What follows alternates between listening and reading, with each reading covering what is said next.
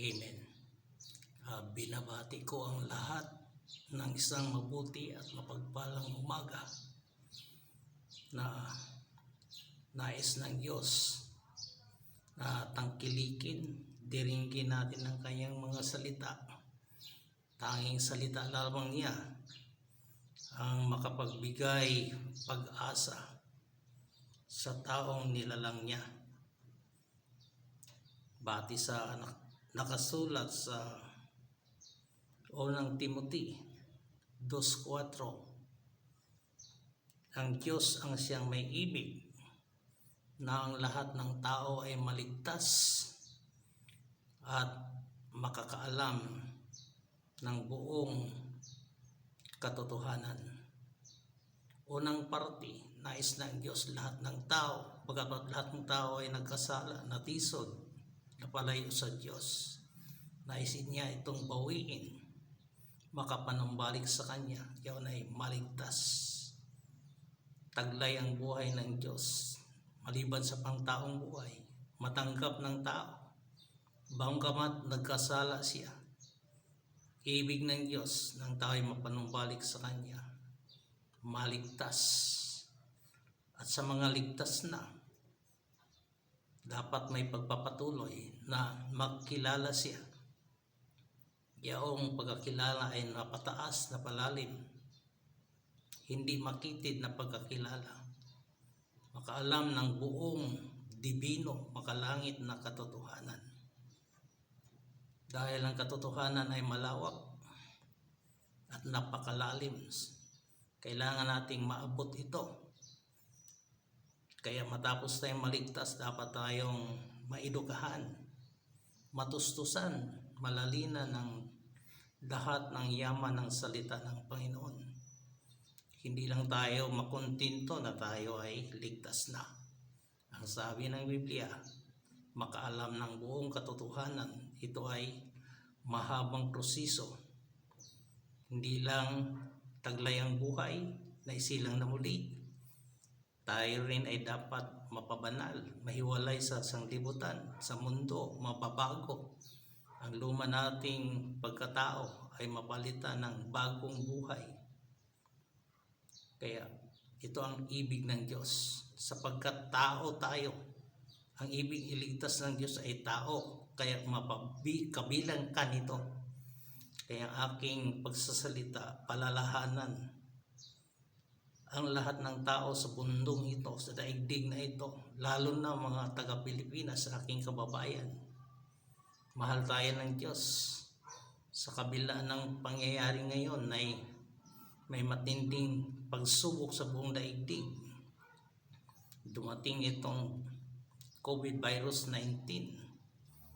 Ang Diyos ay may layunin dito na nais ang tao ay bumaling, manumbalik sa Kanya, sapagkat lahat namang tao ay pansamantala lamang sa daigdig na ito. Subalit malaman nawa ng tao ang kalooban ng Diyos. Batay sa Genesis 1:26, nilalang ng Diyos ang tao ay sa Kanyang larawan at tuwangis sa layunin na ang tao ay maging kahayagan niya, mapuspusan ng buhay niya. Kaya alam ko, bilang tayo ay tao, pinanganak sa laman at dugo ng ating mga magulang, kulang pa nga mayroon tayong buhay na pantaong buhay. Ang ibig ng Diyos ay isa pang uri ng buhay, ang buhay ng Diyos mismo, na walang pasimula at walang katapusan. Iyon ay ibibigay niyang libre sa atin. Bagamat ang lahat ng tao ay nagkasala at nawala ng kaluwalhatian ng Diyos, hindi niya may hayag ang Diyos. Ang kabayaran ng kasalanan ay kamatayan. Roma 6:23. Kaya ang tao na mamatay dahil sa kasalanan. Subalit may karugtong doon. But the gift of God is eternal life in Christ Jesus, kapag tinanggap natin siya bilang ating Panginoon, buhay, tagapagligtas, lahat-lahat. Nais niya tayo ay kasama sa isang bagong tao, bagong paglikha. 2 Corinthians 5:17, ang sino mang na kay Kristo Jesus ay isang bagong nilalang, bagong tao, at lahat ng bagay ay natapos na. Paano ito mangyari? Kailangan tayo mula sa lumang tao mailipat kay Kristo Jesus bilang ating buhay, Panginoon, Diyos at lahat-lahat. Kaya kailangan nating makinig. Ang salita ng Diyos lamang ang totoo at kapanaligan sa buong daigdig. Pag-asa sa lahat. Kung wala tayong buhay na salita, mamatay tayo, walang kapag-asa. Subalit ang nakay Kristo Jesus ay mayroong pag-asa sa kaluwalhatian. Sa kanyang muling pagbabalik, bubuhayin niya muli. Unang pagkabuhay na muli ay sa mga manampalataya at papasok sa kanyang kaharian sa manifestation, sa realidad nito. Subalit may mga Kristiyano ron hindi mandaraig sa paghuhukom ni Kristo. Ang Kristiyanong suwail, hindi lumago, hindi tumalima, nanatili sa kanyang sariling pamumuhay, kalooban, at hindi sumunod sa naisin ng Diyos, hindi lampago sa dibinong buhay. Mag-ingat tayo dahil maraming babala sa Biblia. Bagamat totoong ligtas na ang 10 virgins sa Matthew 25:1-13, 5 sa kanila ang matatalinong birhen. Ang siya yung nakapasok sa piging ng kasalan sa kaharian ng kaluwalhatian. Subalit ang 5, bagamat totoo namang Kristiyano, ay hindi nakapasok sa piging na yon, sa kasalang yon. Bakit? Sila ay kulang sa kapuspusan ng Espiritu ng Panginoon. Kaya tayo ay mag-ingat. Yan ang ibig sabihin, tayo ay makaalam ng buong katotohanan. Katotohanan hindi panglupa, katotohanan dibino, makalangit at forever. Yan ay unang punto.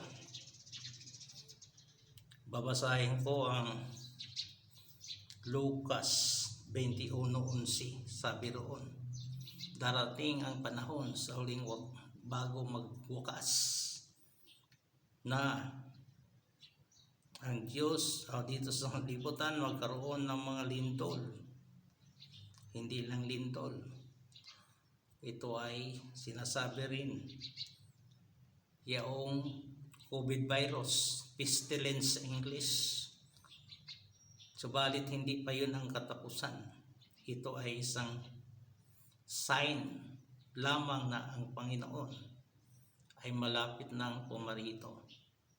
Dahil sabi niya, ito ay hindi pa ang wakas. Pag mangyayari ang mga bagay na ito, mga giyera, marami na rin giyera, at patindi ng patindi, kagutuman, at ito ay simbolo ng malapit na ang Panginoon. Bago pa dumating ang Great Revelation, yan ay mangyayari. Dito sa Roma 6:17, ang panampalataya ay nagmumula sa pakikinig ng salita ng Diyos. Kaya sa ating sarili, kailanman wala tayong totoong panampalataya. Mayroon lang tayong mga haka-haka. Ang panampalataya ay galing sa salita ng Diyos kung pakinggan nating maigi ito. At ito ay magdadala sa atin sa kaligtasan. Kaya ang tao kailanman ay hindi maligtas sa kanyang sariling gawa. Efeso 2:8. Ang mabuting gawa ng sarili ay hindi makapagligtas. Ang makapagligtas lamang sa atin ay ang panampalataya. Ang object ng ating panampalataya ay ang Diyos na nagkatawang tao, si Kristo Jesus. At siya yung kordero ng Diyos na napako upang tubusin tayo sa ating mga kasalanan. Maliwanag yan sa aklat ng Juan 1:1. Sa pasimula siyang salita. Ang salita ay kasama ng Diyos at ang Diyos mismo ay salita at ang salita ay naging laman, naging tao. Pagdating ng 29 ng Juan, sa kordero ng Diyos na napako upang tubusin ang tao na nagkasala. At sa chapter na iyon ay tayo ay gawing materialis para sa pagtatayo ng kaniyang katawan. Mga mahalagang bato. Kaya matapos tayo ma-regenerated, kailangan may transformation upang tayo ay maging buildable materials.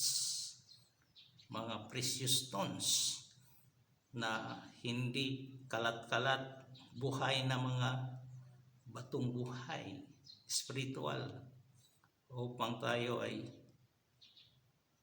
makasama sa pagtatayo ng katawan ni Kristo siyang Iglesia. Propesya ng Panginoon sa Matthew 16:18, sa ibabaw ng batong ito itatayo ko ang aking Iglesia, at ang Hadis at kapangyarihan ng kadiliman, kamatayan ay hindi kayang hadlangan, panaigin nito, sapagkat si Kristo ang magtatayo. Walang sino man ang makahahadlang nito, kahit na ang pinakamataas na puwersa ni Satanas na ang kamatayan. Dahil si Kristo ay namatay, nabuhay na muli, nadaig niya ang kamatayan. Siya lang yung taong nagtagumpay ng kamatayan. Ang ating Panginoong Hesukristo ay Diyos tao. Panalagyan natin sa kanyang persona, siya ay nagpapaloob na lahat. Siya ay Diyos, siya ay tao, anak ng tao. Siya ay tao, anak ng Diyos, siya ay Diyos. Siya ay Panginoon, siya ay Hari. Siya ang lahat-lahat. Dapat makilala ng tao ng lubusan ang persona ni Kristo. Hindi lang ang kanyang persona, lalo na ang kanyang maraming gawa. Sa kanyang gawa, siya sa pagkabuhay ng muli ay Espiritu ng nagbibigay buhay. Umakyat sa langit at naging Panginoon ng lahat. Hari ng mga hari, at siya ay Espiritong patuloy gumagawa. So ang gawain ng Panginoon ay mas matindi pa nung siya ay tao sa 4 Gospels. Sa pagkabuhay ng muli, siya ay Espiritu, nagbibigay buhay sa mga tao upang laganap siya sa pamamagitan ng Espiritu, sa pamamagitan ng salita, upang ang tao ay maligtas at maging sangkap ng kanyang katawan. Kaya ang Ebanghelyo ay pagpapalaganap ng nabuhay ng muling Kristo. Siya yung una, nagkatawang tao na pako. Ngayon siya Espiritong nasa loob ng manampalataya. Kaya ang manampalataya, mayroong Kristo sa loob natin bilang buhay. Colossians 3:4 maging Colossians 1:27. Siya ang ating buhay. Kaya ang Diyos ay hindi dapat nasa langit. Oo, siya ay omnipresent naman. Nasa langit nga siya, pero iyan ay objektibo. Sabihin si Kristo ay nasa loob natin, ating buhay, ating lahat-lahat. Yan ay karanasan at subjektibo. Kaya ang ating panampalataya ay hindi objektibo. Siya ay nararanasan at totoong buhay natin. Ang ibang pagkaunawa, ang buhay na walang hanggan ay matamasa lamang pag namatay na ang tao o ang pagbalik ni Kristo. Ito ay maling pagkaunawa. Sapag si Kristo si Kristo mismo ang persona, ang Espiritu na pasa atin sa lahat ng believers. Kaya huwag tayong makontento na tayo ay Kristiyano na, believers na. Ang goal ng kanyang salvation ay tayo ang kanyang katawan. At ang Iglesia ay may tayo, hindi sa mabuting mga ngaral, mga maraming magandang mensahe, pagtuturo, doktrina. Kahit scriptural ito, batay sa Biblia. Kailangan ang Iglesia ay may tayo una sa pamagitan ng kapahayagan lahat ng kapahayagan hinggil kay Kristo at Iglesia. Pangalawa, maitayo ang Iglesia sa pamamagitan ng mga kayamanan ni Kristo na natamasa ng lahat ng mga banal. Iyon ay pag natamasa, mayroong paglago sa dibinong buhay. Purihin ang Panginoon. Sa Lucas 16:15, ating mababasa ito. Unahin ko muna ang 12.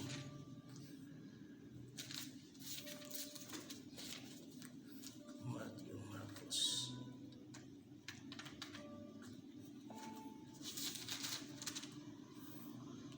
Ang Lucas 12:21.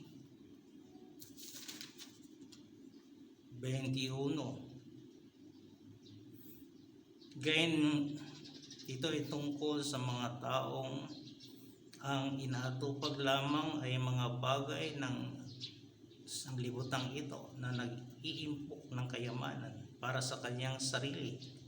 Sabi ito, gayon nga siyang nag-impok ng kayamanan para sa kanyang sarili at hindi siya mayaman ng Diyos.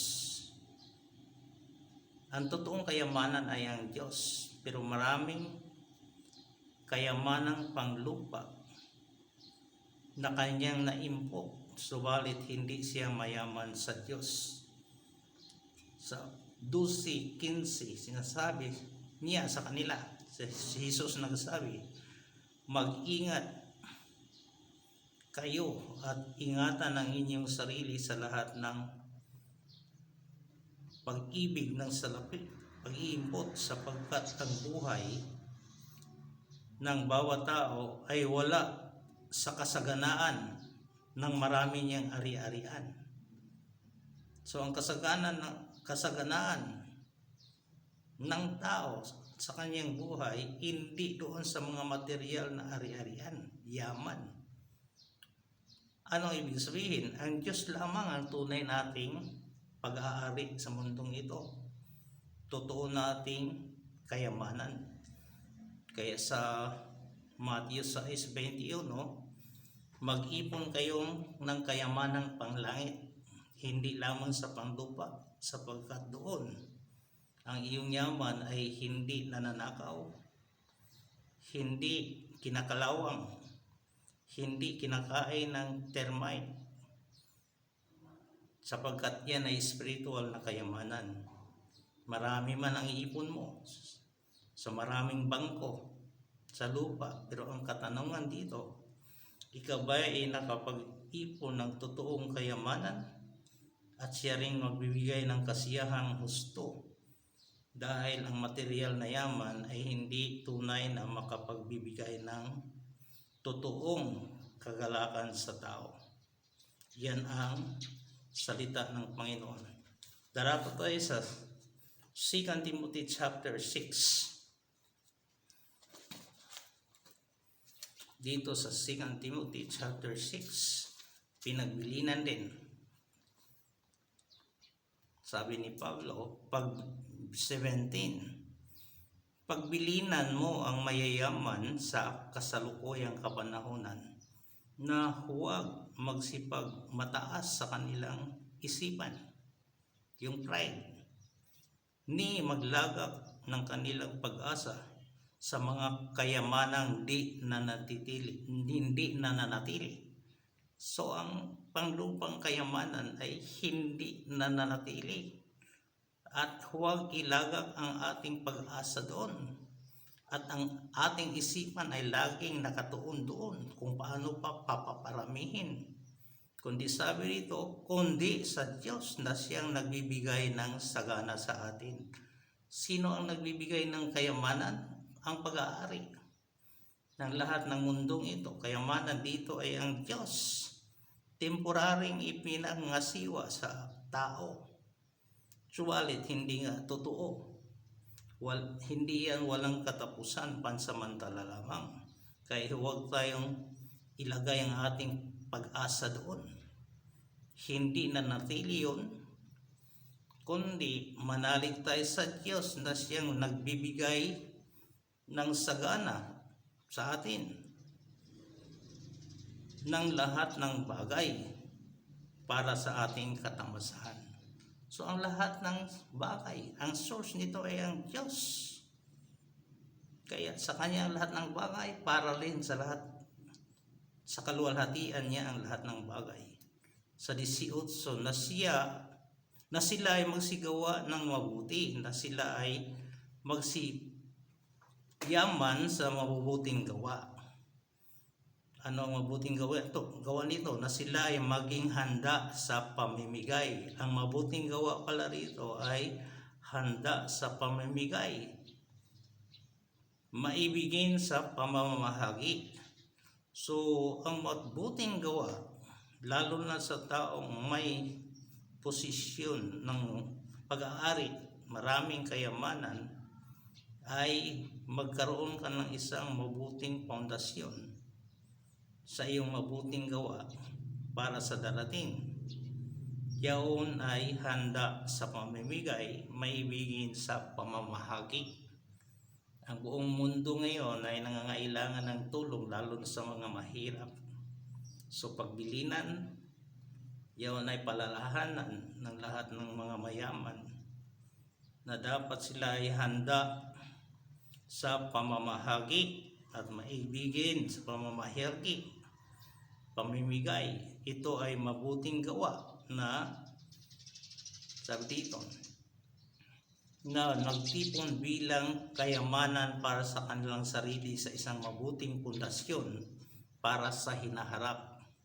So kung ginagawa ito ng isang taong mayaman na maibigin sa pamamahagi, handa sa pamimigay, sila'y nakapag-ipon ng isang mabuting pundasyon sa hinaharap. Ibig sabihin, hindi limutin ng Diyos ang kanilang mga gawa. So, pwede tayong bumahagi sa gawain ng Diyos.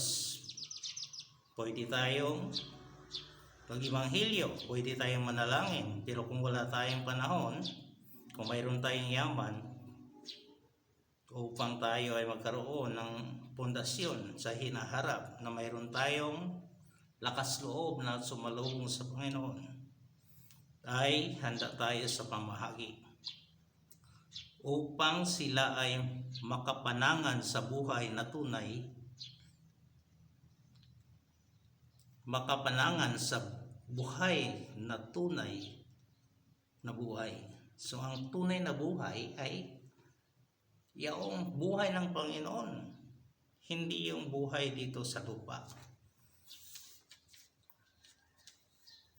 Verse 10, chapter 6 ng Timothy, sapagkat ang pag-ibig sa salapi ay siyang ugat ng lahat ng uri ng kasamaan, na sa pagnanasa ng ilan sila ay nangalilihis sa panampalataya, at maging ang puso nila ay may maraming kalumpayan. So ingatan natin ang puso na ang pera, salapi ay totoong kailangan, mahalaga. Pero ito ay, kung hindi tayo marunong mag-manage nito at ariin itong ating sarili, ito'y ugat ng uri ng maraming kasamaan. Maraming mayaman na binibili ang kasalanan, at sila ay nangalilihis ang kanilang panampalataya, landas pamumuhay, at nagsanahi rin kalumbayan sa kanilang mga puso. Kaya huwag nating ibigin ang salapi. Gamitin ang salapi sa mabuting paraan, pero ang salapi ay dapat hindi humalili sa pwesto ng Panginoon. Sa huling mga araw, sinasabi ay ang mga tao, marami ay maibigin sa kanilang sarili, maibigin sa salapi, at maibigin sa kalayawan, iba't ibang mood ng entertainment sa mundong ito. Ngunit hindi maibigin sa Diyos. Sa huling, pinipropesya yan ni Pablo sa huling mga araw. sa Sais City sapagkat wala tayong dinalang anuman sa sanglibutang ito. At wala rin naman tayong mailabas, madadala ng anuman kung tayo ay mamatay. So, sabi, wala tayong dinalang anuman sa sanglibutang ito nang tayo pumasok at naisilang sa mundong ito. Tayo hubot-hubad. Lilipas rin tayo na walang madala. Sino bang mayaman yung kanyang pera ay dinala niya? Maiwanan. Kaya ang pagiging mayaman, pagiging mahirap, ay lahat yan temporary. Hindi tinitingnan ng Diyos ang bulsa ng tao, ang bangko ng tao, kundi ang tao ay tumitingin sa puso ng tao, dahil ang puso ng tao nandoon ang pag-ibig niya sa Diyos. Nandoon din ang espiritu ng tao. Na ang espiritu ng tao ay dapat daging kaisa sa Panginoon sa pamumuhay araw-araw.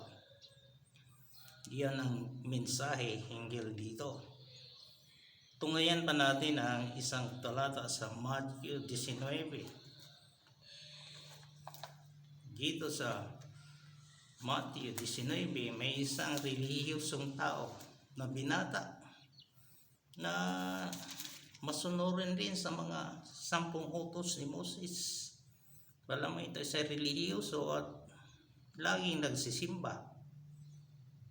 At pwede natin sabihin siya ay totoong nagmamahal sa Diyos at nais sumunod ng Diyos. Subalit sabi dito sa 19,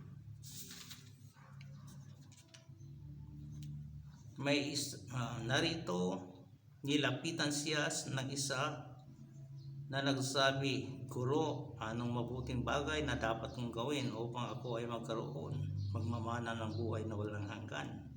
Sinabi sa kanya, binanggit ng Panginoon ang 10 utos kung itong ba ay nagawa mo. Sinabi sa kanya, huwag kang magpatay, huwag kang mangalunya, huwag kang magnakaw, huwag kang magsaksi ng di katotohanan. Igalang mo yung ina at ama, mahalin mo ang iyong kapwa ng tulad ng iyong sarili. Sinabi sa kanya ng binata, ang lahat ng mga bagay na ito, Panginoon, ay nasunod ko na. Ano pa ang kulang ko?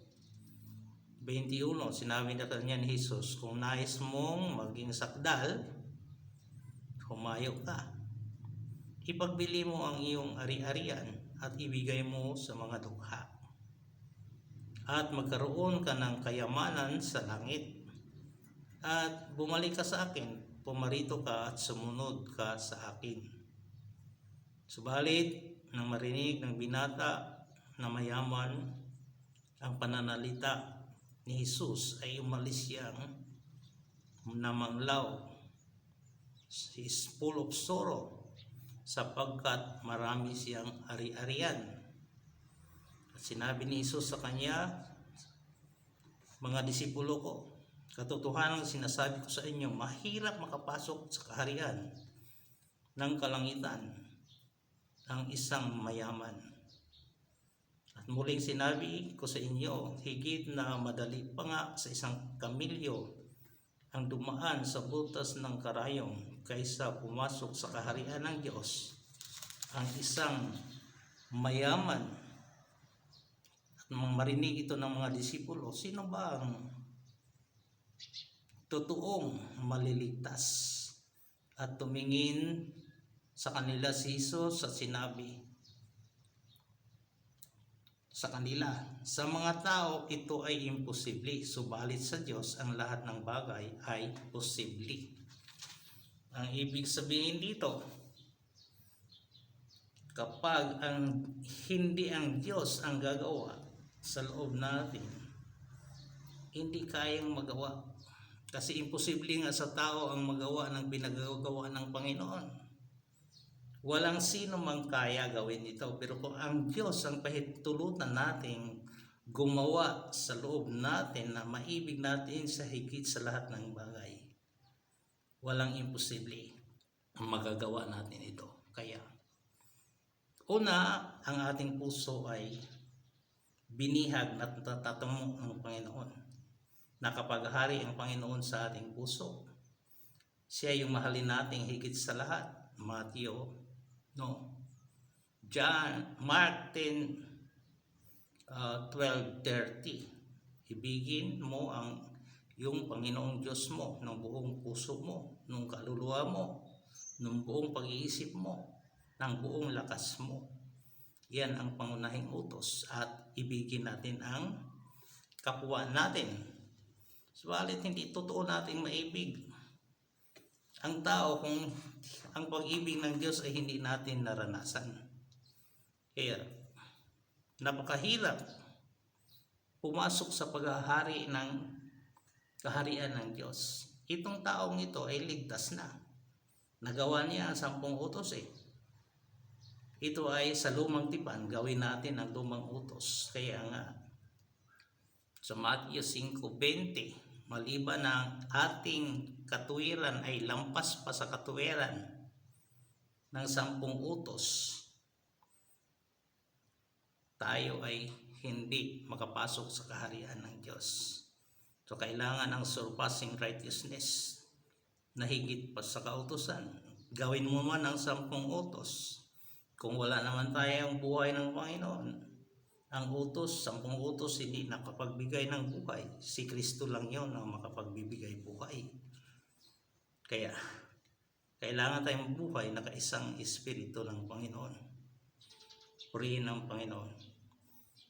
Tungkol naman sa